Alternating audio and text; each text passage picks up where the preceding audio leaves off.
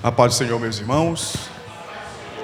Que maravilha, que bênção podemos estar aqui com vocês mais uma vez e ministrar a palavra do Senhor, trazer um pouquinho daquilo que o Senhor tem colocado no meu coração para compartilhar com os irmãos. Se coloque de pé, em nome do Senhor. Vamos fazer uma breve oração. Senhor, meu Deus, meu Pai que está nos céus, eu quero te agradecer, Senhor, pela oportunidade de ministrar a Tua palavra, pela oportunidade de trazer ensino, Senhor, à Tua igreja, aquilo, Senhor, que Tu tens reverberado no meu coração. Que Tu possas, Senhor, da mesma forma reverberar ao coração da Tua igreja, nos trazer entendimento, nos trazer informações, nos consolar, nos edificar e nos levar a um caminho, Senhor, de reflexão e de santidade. Te pedimos essas coisas, Senhor, em nome de Jesus. Amém. Tome seu assento. Glória a Deus. Queridos, essa palavra, ela é referente à lição de número 8 da nossa escola bíblica dominical. Lição que traz os 10 mandamentos, os 10 mandamentos da antiga aliança, os 10 mandamentos cravados ali no Antigo Testamento. Abra sua Bíblia lá no livro de Êxodo, no capítulo 20, verso 3 em diante.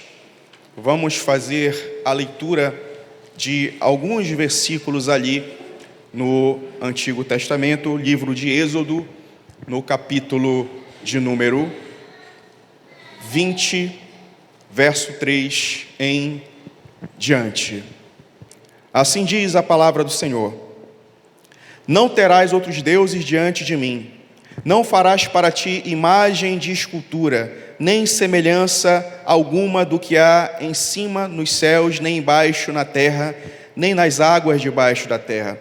Não adorarás, nem lhes darás culto, porque eu, o Senhor teu Deus, Deus zeloso, que visito a iniquidade dos pais nos filhos até a 3ª e 4ª geração daqueles que me aborrecem, e faço misericórdia até 1000 gerações daqueles que me amam e guardam os meus mandamentos. Não tomarás o nome do Senhor teu Deus em vão, porque o Senhor não terá por inocente o que tomar o seu nome em vão. Lembra-te do dia de sábado para o santificar. 6 dias trabalharás e farás toda a tua obra, mas o 7º dia é o sábado do Senhor teu Deus. Não farás nenhum trabalho, nem tu, nem teu filho, nem tua filha, nem teu servo, nem tua serva, nem o teu animal, nem o forasteiro das tuas portas para dentro. Porque em 6 dias fez o Senhor os céus e a terra, o mar e tudo o que neles há, e ao 7º dia descansou. Por isso, o Senhor abençoou o dia de sábado e o santificou. Honra teu pai e tua mãe, para que se prolonguem os teus dias na terra que o Senhor teu Deus te dá. Irmãos, nós vamos ler até aqui, porque essa mensagem nós vamos dividir, esse estudo, melhor dizendo, nós vamos dividi-lo em 2 momentos. O primeiro momento hoje e o segundo momento na próxima quarta-feira. Ali falaremos do mandamento, do 6º mandamento até o 10º mandamento, e assim vamos concluir este ensino, esta mensagem de ensino para os irmãos. Queridos, o Velho Testamento, ele nos apresenta os 10 mandamentos que o Senhor trouxe para o seu povo, o povo de Israel. E esses 10 mandamentos da lei, eles tinham as suas funções para o povo de Israel. E é importante lembrar que cada um desses mandamentos, eles prefiguram padrões morais, princípios morais, paradigmas morais, modelos morais para nós como igreja. Porque a lei, ela é boa. A lei é boa no sentido de que a lei, ela nos apresenta o pecado.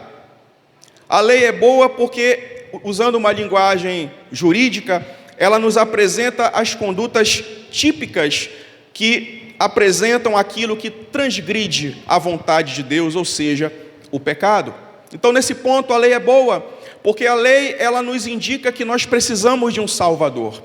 Porque nenhum de nós, por melhor que somos, por melhor que podemos ser, por mais íntegros ou corretos, nenhum de nós teríamos a capacidade de cumprir integralmente os mandamentos da lei do Senhor. Então a lei, ela apresenta o pecado, e a lei, ela revela a necessidade de um Salvador.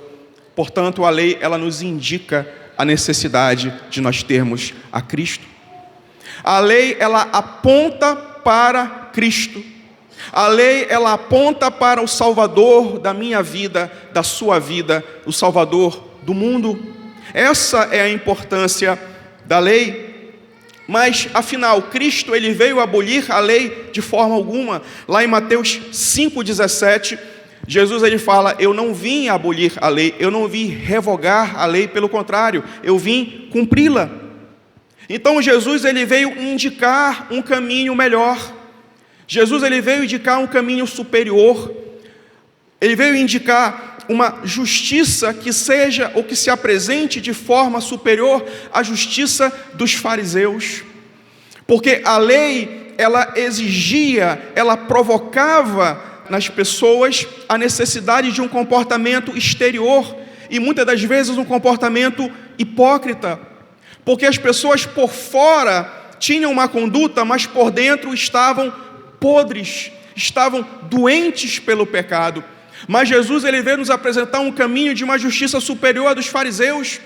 Jesus veio nos apresentar uma justiça superior à justiça daqueles que eram cumpridores da lei do Antigo Testamento. Jesus, ele veio nos apresentar princípios morais que são vinculados, que nascem, que crescem, que são cultivados no nosso interior e que se projetam para o exterior. Mudanças interiores que se refletirão na nossa efetiva conduta externa.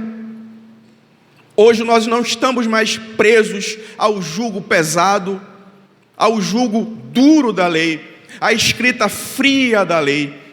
Hoje nós estamos vinculados à graça de Deus. A graça que manifesta o amor de Deus, a graça que se manifestou no amor de Jesus, quando Ele se sacrificou por mim e por cada um de nós. Então nós não temos mais o dever e a obrigação de cumprir um rito, um regramento duro e frio da lei. Não, hoje nós cumprimos sim princípios morais, que não são encravados em uma lei escrita meramente, mas princípios morais que são encravados no interior dos nossos corações e que são alimentados pelo Espírito de Deus.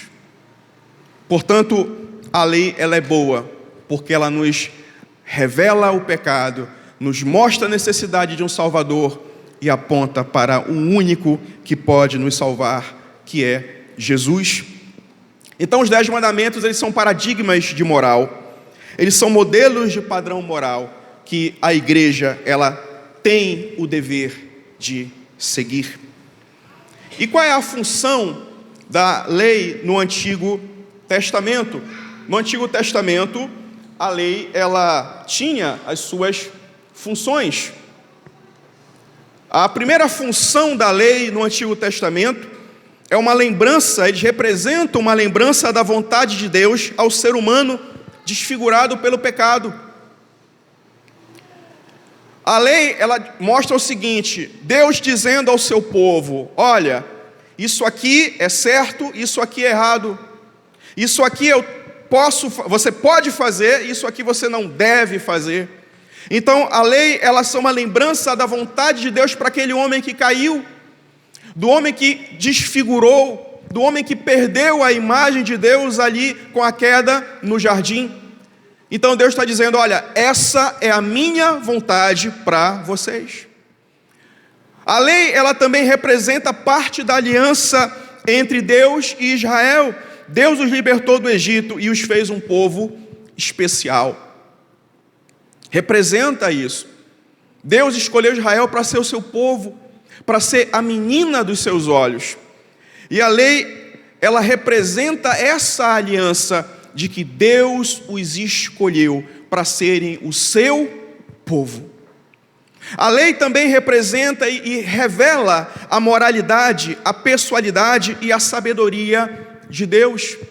Revela a moralidade porque ela apresenta os valores que Deus quer que nós tenhamos, a perspectiva que Deus quer que nós tenhamos, a vida que Deus quer que nós tenhamos, a conduta que Deus quer que nós tenhamos. Apresenta também a pessoalidade de Deus, porque Deus, ele é tanto transcendente quanto imanente. Ele é transcendente porque ele transcende essa matéria, ele transcende a sua própria criação. Deus está acima da sua criação, mas ao mesmo tempo ele é imanente porque ele participa dela. Deus é um ser pessoal. Deus se relacionou no jardim com Adão e Eva. Deus se relacionou com Moisés. Deus se relacionou com a humanidade quando enviou o seu Filho Jesus, o Verbo que virou carne e habitou entre nós. Então nós temos um Deus que transcende a criação e ao mesmo tempo que faz parte dela, como Deus Criador e o Deus que participa das atividades, que se relaciona com as suas criaturas. E também revela a sabedoria de Deus, porque Deus, ele é onisciente, e Deus, ele é detentor de toda a sabedoria, e é por isso que ele determinou regras, ele baixou estatutos para que o seu povo pudesse cumprir. E ainda, a função dos 10 mandamentos são instrumento de santificação da nação de Israel, para que viessem a refletir a glória, refletir o caráter de Deus. Queridos, isso vale para nós, isso vale para cada um de nós. A palavra de Deus, ela reflete, ela é uma lembrança daquilo que Deus quer para nós. É uma lembrança da vontade de Deus. É um manual de conduta do cristão. Assim como no Antigo Testamento, nós tínhamos as leis do Antigo Testamento para a nação de Israel. Os 10 mandamentos, assim como a palavra de Deus, elas representam a aliança de Deus para conosco. Por quê? Porque elas apontam para Cristo. Os 10 mandamentos apontam para Cristo e apontam para a graça de Deus representado em Cristo. Os 10 mandamentos, eles revelam, assim como a palavra de Deus, sim, a moralidade de Deus, os seus valores, a sua pessoalidade, o seu relacionamento com a criação e a sua sabedoria, e também revelam se revelam como um instrumento de santificação para a igreja, porque é através da palavra de Deus que nós conhecemos a vontade de Deus, porque é através da palavra de Deus que nós conhecemos os princípios que Deus quer para cada um de nós, e com isso nós vamos nos separar do pecado. Com isso nós vamos ser um povo diferente. Com isso nós vamos ter hábitos diferentes. Com isso nós vamos ter costumes diferentes. Com isso nós vamos ter uma vida cristã diferente. Assim como os 10 mandamentos faziam com que o povo de Israel fosse diferenciado das demais nações que eram pagãs, das demais nações que cultivavam uma vida de idolatria. Então, os 10 mandamentos, eles separavam, eles diferenciavam, eles santificavam a nação de Israel em relação aos demais povos. Assim, os 10 mandamentos e a palavra de Deus nos separa, nos diferencia e nos santifica diante deste mundo mau, dominado pelo secularismo e dominado pelo materialismo. Queridos, existem basicamente 3 formas de lei. Eu tenho a lei moral, eu tenho a lei cerimonial e eu tenho a lei civil. Entender rapidamente o que é isso é importante para nós termos a compreensão do porquê os 10 mandamentos eles são aplicados hoje. A lei moral é uma lei eterna. O tempo pode passar, as gerações podem passar, os séculos podem passar, mas não matarás, não furtarás, honrarás pai e mãe, continuam como mandamentos eternos, porque são princípios morais. A lei cerimonial, por sua vez, ela é transitória. Por que ela é transitória? Porque ela se presta para um fim. Quando ela cumpre o seu fim, ela perde a sua validade. Como exemplo, o mandamento de guardar o sábado. Guardar o sábado cumpria um fim na antiga aliança. E hoje, guardar o sábado apenas nos aponta a respeito do meu e do seu descanso eterno. Como daqui a pouco vamos falar no comentário do quarto mandamento. Mas as leis transitórias, elas perdem a sua validade, portanto, elas apenas apontam para eventos do futuro. E a lei civil, que são leis que regulam as relações entre as pessoas, como direito das obrigações, direito de família, direito de propriedade, mas aí isso é da soberania de cada país e de cada nação regular as suas respectivas leis. Então, por que os 10 mandamentos eles são aplicados hoje? Repito, eles são aplicados como princípios e paradigmas morais a serem seguidos pela igreja.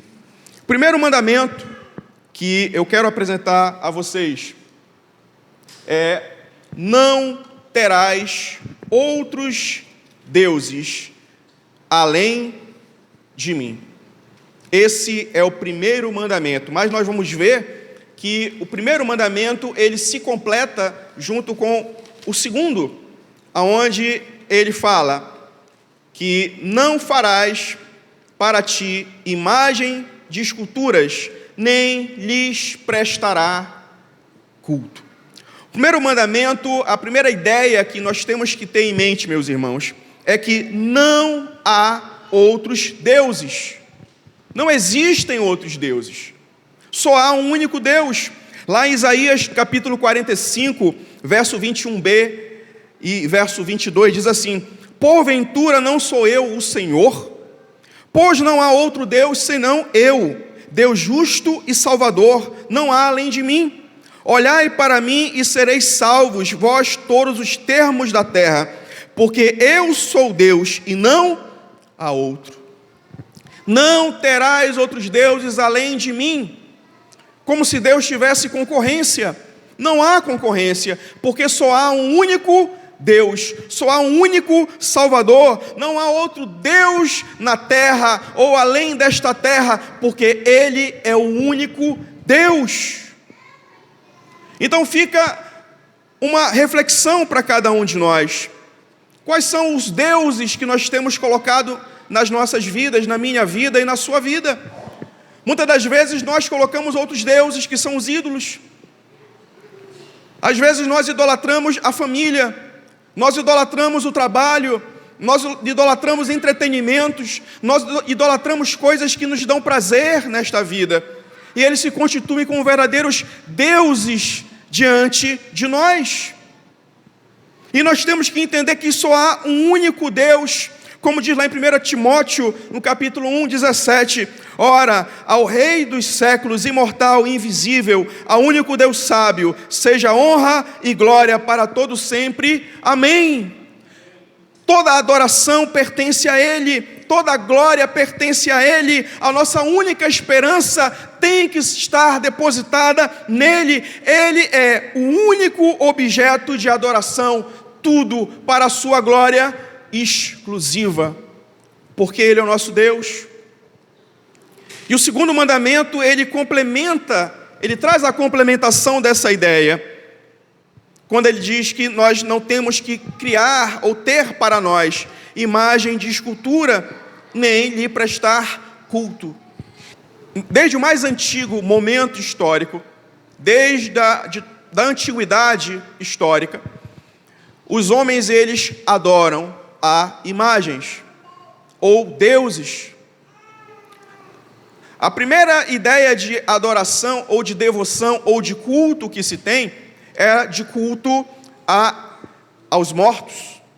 Adorava-se os antepassados que morriam. pais, avós, bisavós e assim por diante. Então veja que a adoração é algo muito antigo, é algo que faz parte da própria essência da humanidade. Mas nós temos que entender que o Deus que nós adoramos é Espírito. É um Deus que é Espírito. Eu escrevi aqui que a religião, ela contrasta com a cosmovisão materialista, que fala da origem e existência humana a partir da matéria, portanto, que nega o espiritual. E é isso que nós vemos na realidade da nossa sociedade pós-moderna. Só que Deus, ele é invisível. Deus, ele é infinito, ele não tem começo e nem fim de dias. É um Deus eterno e imortal.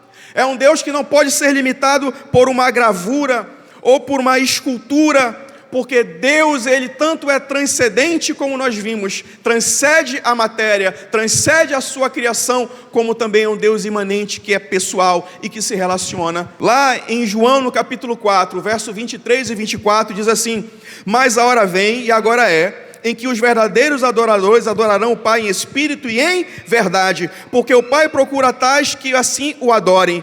Deus é espírito, e importa que os que o adorem em espírito e em verdade. Deus é espírito. Deus é um ser imaterial, e aqueles que o adoram e aqueles que o veneram, importa que o adorem em espírito e o adorem em verdade.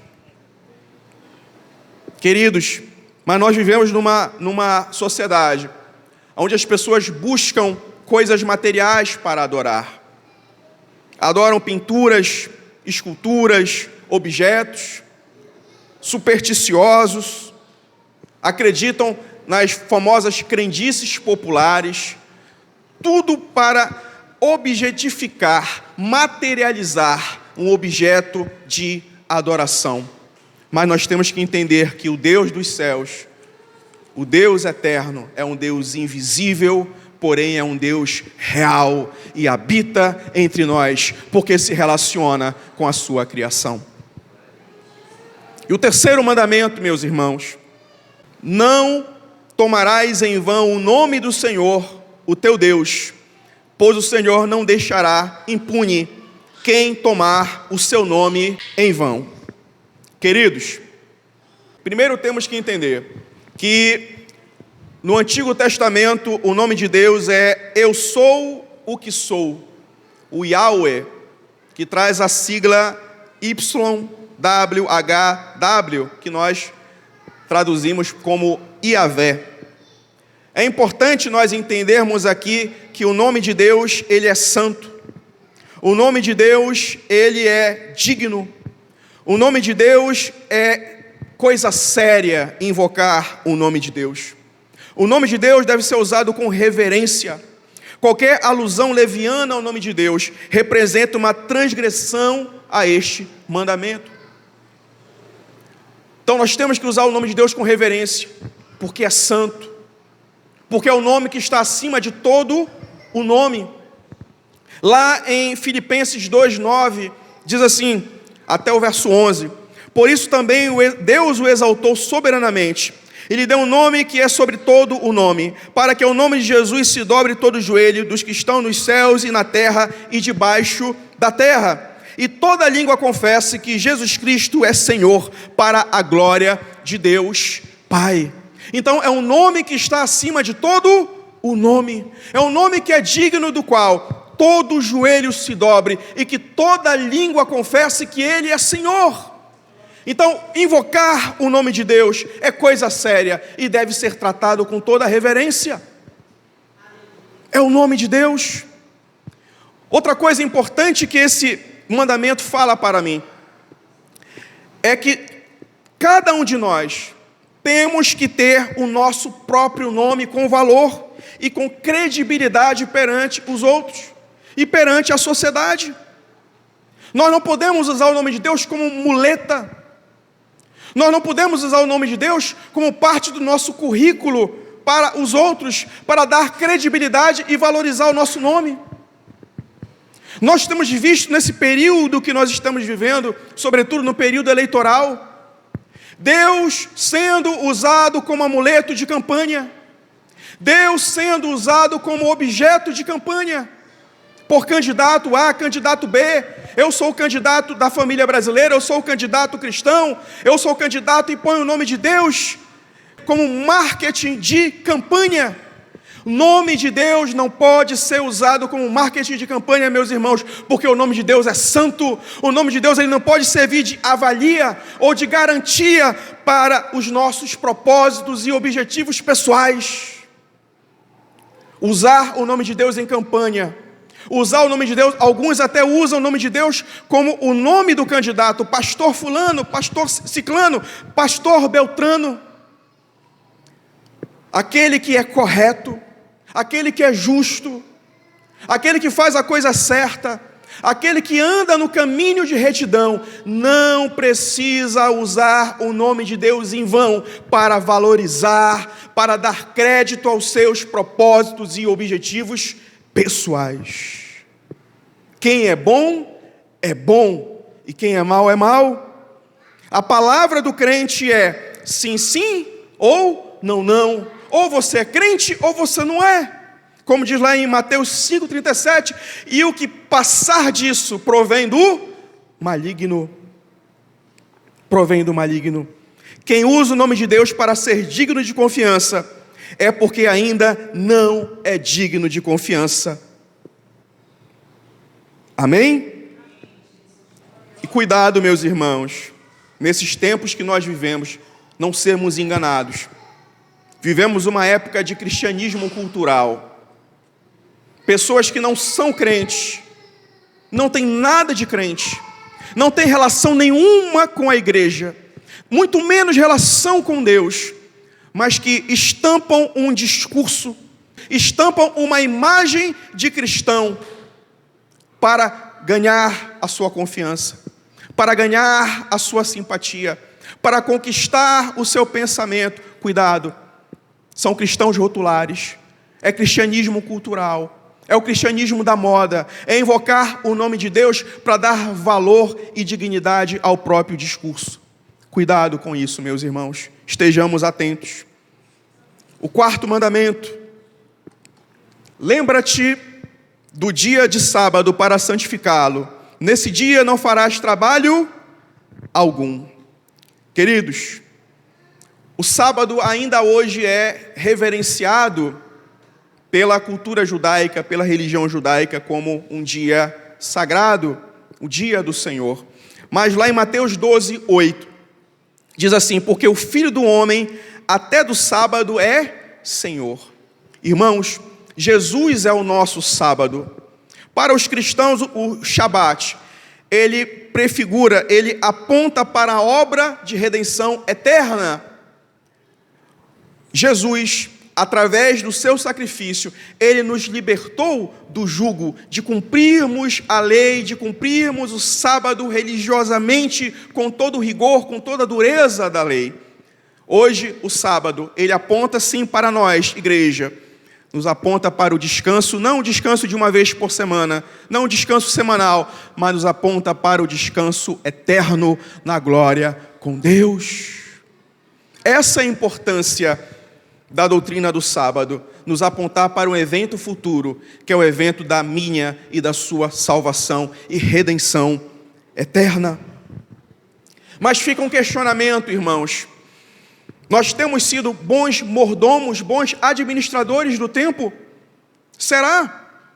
Porque o Senhor nos deu 6 dias para os nossos afazeres, 6 dias para as nossas atividades, 6 dias para a família, 6 dias para o trabalho, 6 dias para os nossos compromissos, e nos deu um dia para nós dedicarmos exclusivamente a Ele, para ser santificado e para que nós nos esqueçamos das demais tarefas e nos consagremos a Ele. Será que nós temos sido fiéis em dedicar o nosso tempo a Ele, da forma como tem que ser, irmãos? Lá em João 9,4 diz assim: convém que eu faça as obras daquele que me enviou enquanto é dia, porque a noite vem quando ninguém poderá trabalhar. Então nós temos que investir tempo em Deus. Nós investimos tempo em tantas outras coisas. Mas nós deixamos de investir tempo na casa de Deus, no serviço de Deus, nas coisas de Deus, no nosso relacionamento com Ele. Lembro, Deus é um ser relacional, Deus é um ser que se relaciona com a sua criação. Ele deseja se relacionar comigo e se relacionar com vocês. Queridos, essa é a importância do sábado. Apontar para o nosso descanso eterno com Ele e apontar pela necessidade de, enquanto estivermos aqui, nós sermos úteis, nós servirmos a Ele, porque essa é a vontade do Senhor. E por fim, queridos, o quinto mandamento. O quinto mandamento, ele fala: honra teu pai e tua mãe, a fim de que tenhas vida longa na terra que o Senhor teu Deus te dá. Este mandamento, ele vai além da questão da obediência, ele fala sobre honra. E honrar é reconhecer a autoridade e é atribuir dignidade. Porque muitas das vezes o filho até obedece o pai. O pai vai lá, com o chinelo na mão, todo filho é obediente, né? Com o cinturão na mão, todo filho é obediente. Mas vai lá aborrecido, vai lá contrariado, vai lá murmurando. Só que esse mandamento, ele vai além da questão da obediência. Ele fala em atribuir honra, porque quando você honra o seu pai e a sua mãe, você entende que eles são dignos de que você os obedeça.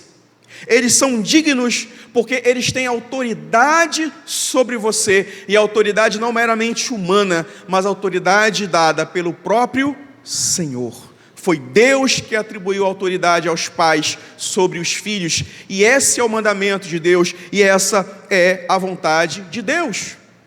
Então fica o questionamento: será que você que é filho, eu que sou filho, nós temos sido obedientes aos nossos pais, temos honrado nossos pais, independentemente dos nossos pais merecerem ou não? Você não pode escolher que tipo de pais terá, mas pode escolher que tipo de filho será. Então esse mandamento fala sobre amor aos pais, mas eu também posso prorrogar para o amor em geral ao próximo e aos seus irmãos. Porque ele fala de amor, ele fala de dar honra, de dignificar aquela pessoa que merece.